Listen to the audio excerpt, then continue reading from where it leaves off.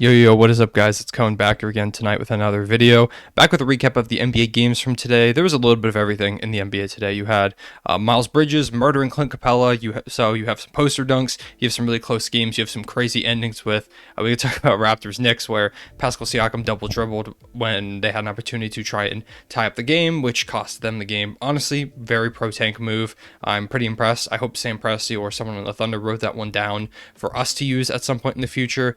You have some close ones, some blowouts. Bucks Magic, not even close. I won't even talk about that one.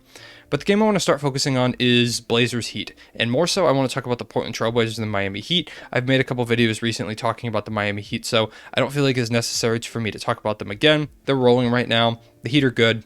I don't need to tell you the Miami Heat are good. I feel like most of my videos about them have been pretty negative, but that's just because of how well they played last season. I talked a little bit earlier in the season about how they probably should have traded for James Harden. I talked about how they kind of started the season disappointingly, but they're working their way back now, especially with adding Victor Oladipo, who now unfortunately is dealing with an injury. They've kind of been rolling. They really struggled ever since, when they got Trevor Ariza on the team, they lost a few straight, and now I believe they're 7-1 in their last 8, so they're finally getting things together. I think the Heat slot in right at that 4 spot in the Eastern Conference. I think that the top 5 teams are...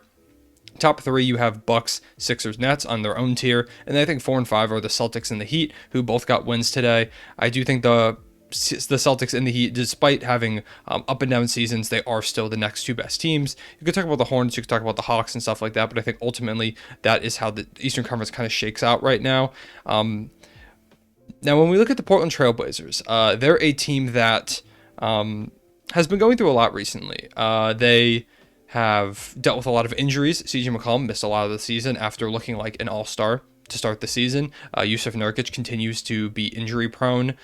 And Damian Lillard has spent all season trying to carry this team on his back. He's done a pretty good job. This team is doing well. They're doing better than a lot of people thought they would. I personally had them at the 3 seed in the Western Conference, so they're kind of letting me down if you look at it in terms of my predictions. But the Portland Trailblazers they're solid. They're a solid team, and at the same time, they're disappointing, which is weird to say because a lot of times you have these solid teams and you're like, oh, cool, they're good. But when you have a player like Damian Lillard, you have a Portland Trailblazers team that just a couple seasons ago went to the Western Conference Finals. A couple seasons ago. You have high expectations. When you have players like that, when you have guys that have shown that they can get it done in the playoffs, you have these high expectations, and that also forms attachment. Sometimes you got to break off that attachment. This team reminds me a lot of the Sixers from last season, where they were talented, they were highly talented. They don't have like an Al Horford type situation where they brought in this guy on a max contract to try and fit that role for them and it just didn't work out. They don't have that situation. I'm more so talking in terms of coaching. And coaching, I feel like this season has been proven to be super valuable. You look at the 76ers, who I was just talking about, who got rid of Brett Brown. He was a guy who they were super loyal to for a very long time, maybe even longer than they needed to be. And it showed last playoffs when, despite not having Ben Simmons, that Celtics team should not have swept this Sixers team. They just shouldn't have gotten swept. I know they didn't have Ben Simmons, but they should have been able to take a game. Brett Brown was just very disappointing all season. He didn't have them ready, especially to play on the road, and ultimately they could not get it done when it mattered most in the playoffs, losing in a very short series to the Boston Celtics. And then they let Brett Brown go. They were like, okay, things didn't work. We need to change things up. Goodbye, Brett Brown. He was fired pretty quickly after that series loss. Sixers fans rejoiced. They brought in Doc Rivers, a coach who went through a lot last season with the Clippers, where he had the whole 3-1 lead thing that they blew, and people were really down on him as a coach. He's come to the Sixers. They've been really good. He's done a great job for them as their coach, and I think he ended up being a fantastic hire for the Philadelphia 76ers. I don't think anyone's going to argue that Doc Rivers was a good hire, because it kind of just seems objective right now with the way they've been playing. So when you go through these stages where you're bad, you're good, you're bad, you're disappointing, you usually go through it with a coach, and, well, always go through it with a coach, but with the same coach is what I'm talking about. The 76ers went through the process with Brett Brown. Brett Brown was there for all of the struggles, and so it was only right for them to try and let him be there through the highs. They just barely lost to Kawhi Leonard when they had Jimmy Butler. They made some runs into the second round of the playoffs, and ultimately they had their probably most disappointing season since they've entered this return to contention or just being a good team last year when they bowed out in 4 games to the Boston Celtics, and so it was time to end that loyalty and let him go. I think it is time for the Portland Trailblazers to end their loyalty to Terry Stotts and let him go. I'm not the first one to tell you that, probably. I'm not the first one to talk about this. Blazers fans all season have been talking about how Terry Stotts needs to go. They've been talking about how he's just been disappointing. And this team has far too much talent to not be better than they are. Now, I do know they've gone through a lot of injuries and stuff, but even when healthy, this team cannot beat the best teams. And that is the goal for this Blazers team. You have Dame, you have CJ, you have Melo. I know Melo's not the player he once was, but he's still a solid player. You have Norman Powell, who you just brought in. You made that trade, and Gary Trent Jr. the other night dropped 44 on super efficient shooting. I think it was like 90% shooting, and you traded him for Norman Powell, who needs to step up, because now it's starting to look like Gary Trent Jr. might even be the better player right now.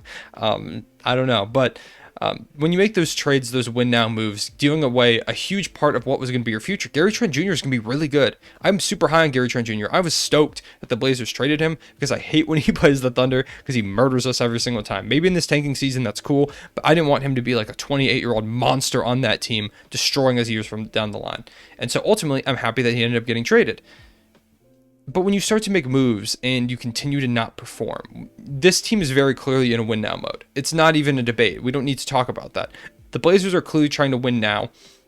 And when you start disappointing, that's when people start getting fired. And I think the Stotts firing might be coming too late.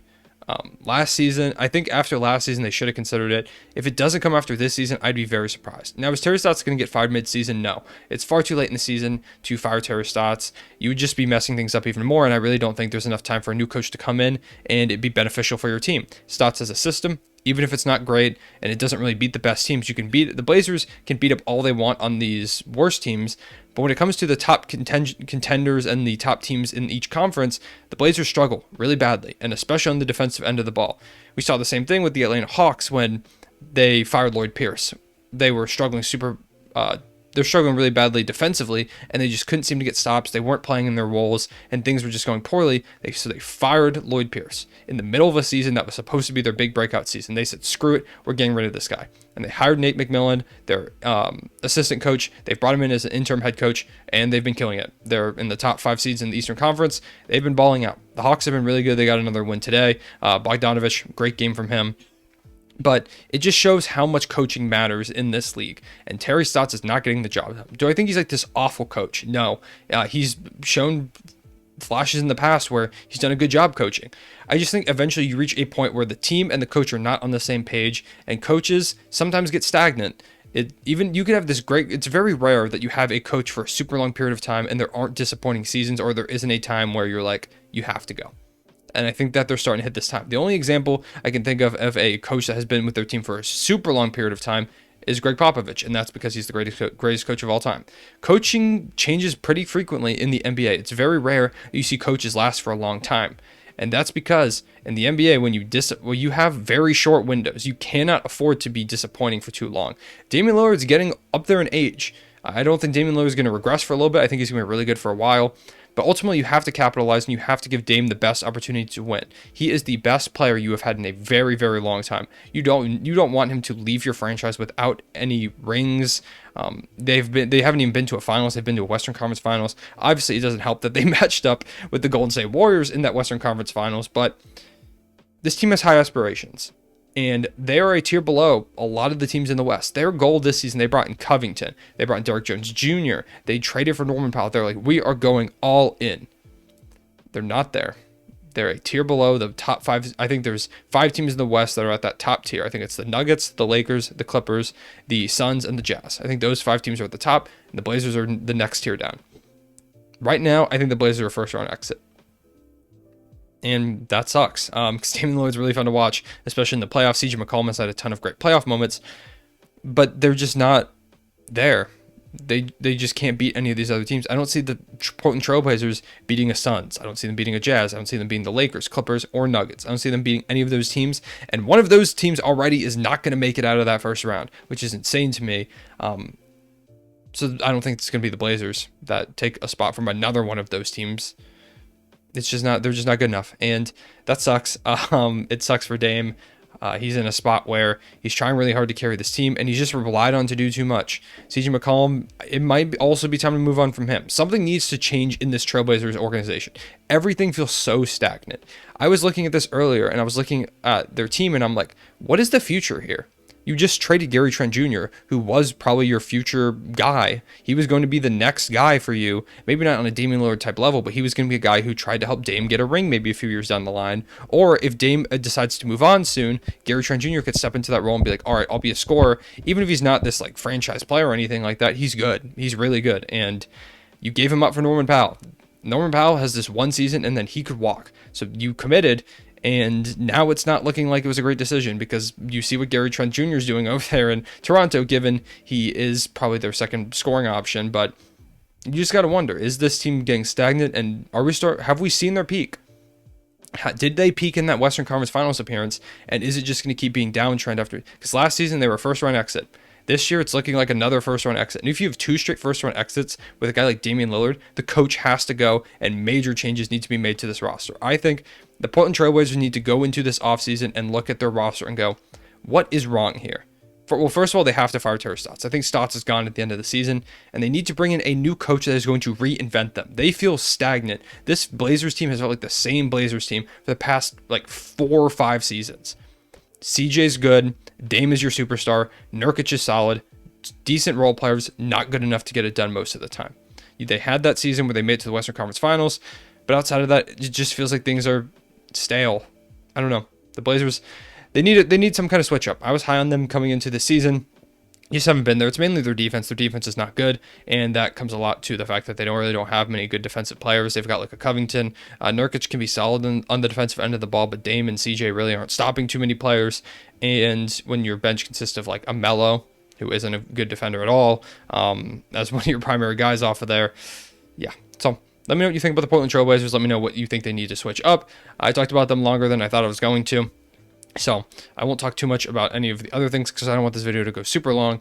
I'll give a shout out to DeMar DeRozan. Why not? I haven't talked about the Spurs much at all recently, and that's just because they've been falling off a lot. I don't think it's fair to say that they're choking their playoff spot because I think they're overachieving to start the season.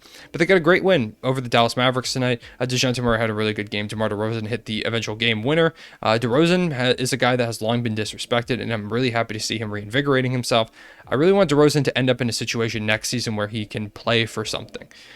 The Spurs are fighting for a playoff spot right now. I'm not sure if they'll get it or not, but I want DeRozan to be playing for a championship. I want him to be on a team playing a big role looking for that championship because I would love to see DeMar DeRozan get it. And I think right now, his talents are being wasted, but he doesn't have a lot of years left.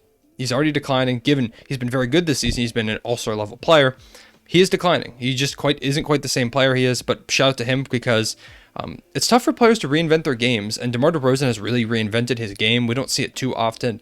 We see examples like Brook Lopez where a player starts to get older and they go, I have to adapt or I'm going to start to fall out of the league. Maybe not out of the league, but fall in standing, fall in the eyes of people who watch the game, lose out on those contracts. And Brook Lopez, given to his credit, reinvented his game. He started shooting threes and now he's Splash Mountain. DeMar DeRozan has reinvented his game. He's been a great playmaker. He's always been a decent playmaker, but this season he's focused more on playmaking, let other guys score the ball. It's worked out great for the San Antonio Spurs. So I want to give a shout out to DeMar DeRozan. He deserves it for really reinventing his game, which is something that not a lot of players can do, and it's really a testament to how talented he is. Outside of that game, talk about Celtics Nuggets, I guess. The Celtics team I just made a video on a couple days ago talking about how I think they might have found a recipe for success, and they're executing it. Evan Fournier, not present tonight, and they beat the Nuggets by 18. And that's because they outscored them, I believe it was 31-8. In the fourth quarter. The Nuggets scored 8 points in the fourth quarter. They just kind of let the game get in their head. There were some calls that the Nuggets didn't agree with.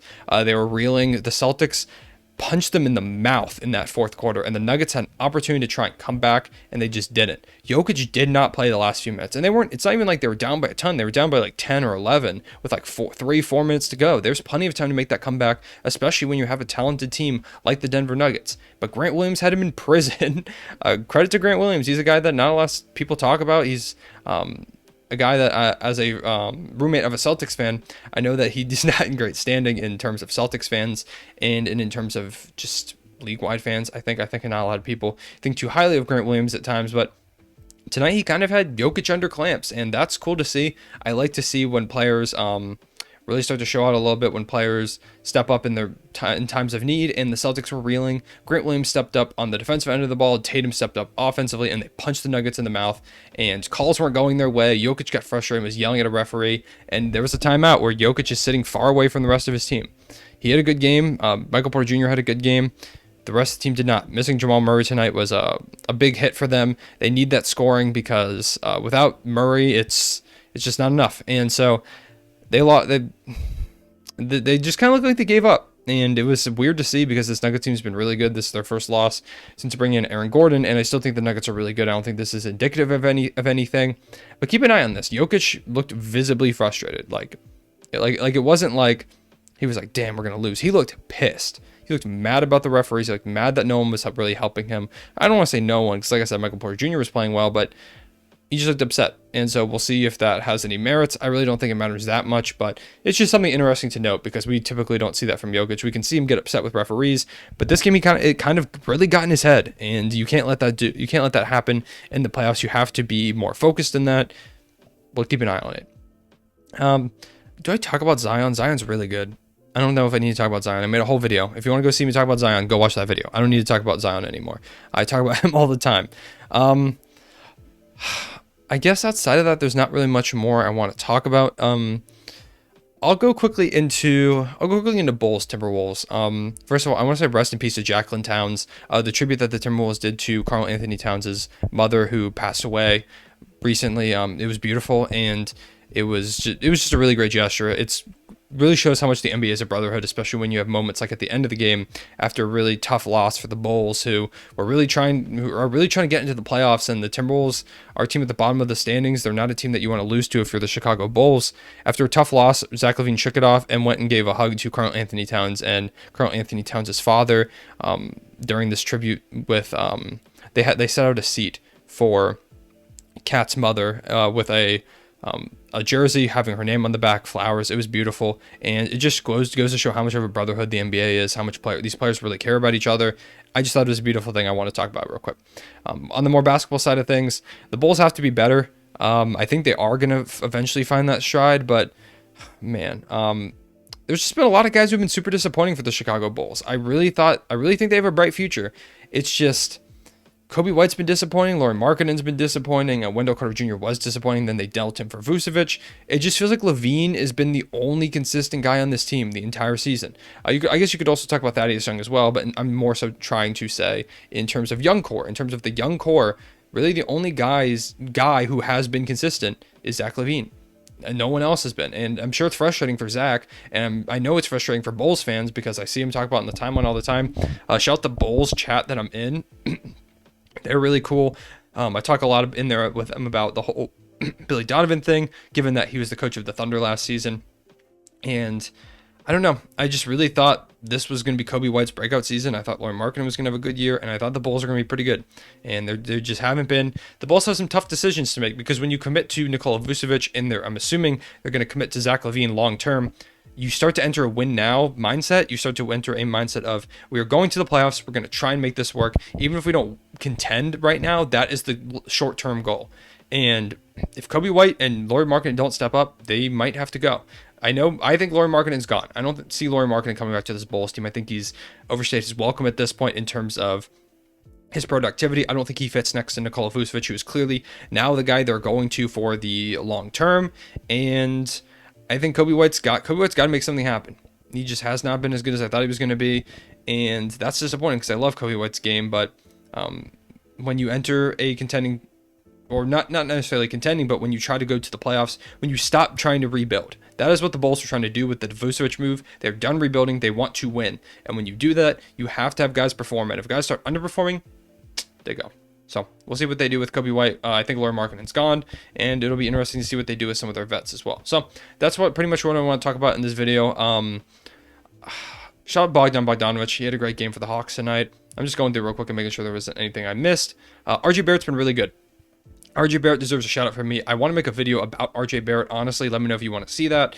But RJ Barrett's been really good, and he deserves a lot of credit because he was kind of labeled a bust last season. That's something else I want to make a video on, is how in the NBA hemisphere, or not hemisphere. What is the word I'm thinking of? In the NBA landscape, fans really call people bust way too early, and I think that showed a lot with RJ Barrett last season. Knicks got a ton of crap. It was like, oh, lol, Knicks type stuff, where it's just like, oh, the Knicks always make mistakes, and so RJ Barrett was a mistake, even though he played one season. So RJ Barrett's been really good. Also, shout out Julius Randle. The Knicks are just good. The Raptors are also advanced tanking, even though they win by 50 some nights, which I guess the Gary Trent Jr. show must go on. And so that's pretty much all I want to talk about in this video. Let me know what you thought about the games today. Let me know what you thought about the talk that I had earlier about the Blazers. Do you think Terry Stotts should go right now? Do you think they should wait till the offseason? Do you think they shouldn't fire him at all? If that is somehow a perspective you have, let me know in the comments below. If you made this far, comment RJ Barrett was not a bust, and I'll see you guys later.